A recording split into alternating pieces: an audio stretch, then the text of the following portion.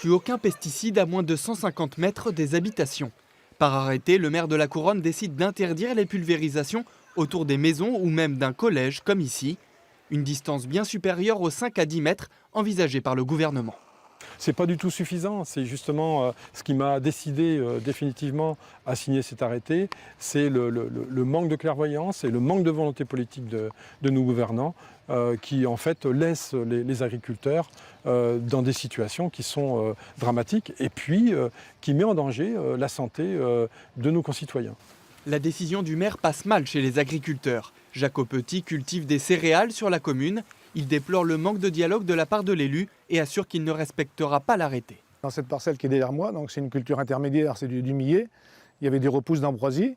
Avec mon fils, on a entrepris de l'arracher à la main. On a abandonné parce qu'on a passé des heures et des heures pour ne pas avoir l'effet escompté. Colère aussi à la Chambre d'agriculture de Charente. L'arrêté pris à la Couronne serait sans fondement. Selon les exploitants agricoles, aucune étude ne montre de risque sur la santé. Ce ne sont pas des produits neutres, ça on ne le cache pas. Ils ont une toxicité qui est étudiée, qui est connue, donc ils peuvent avoir une dangerosité.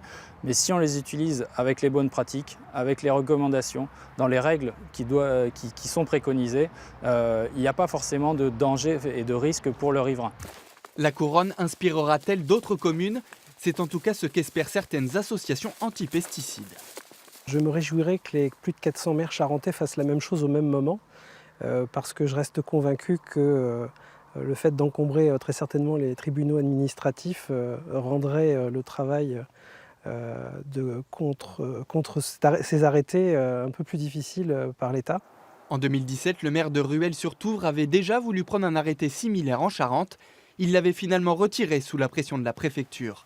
Jean-François Doré, lui, assure qu'il ne cédera pas.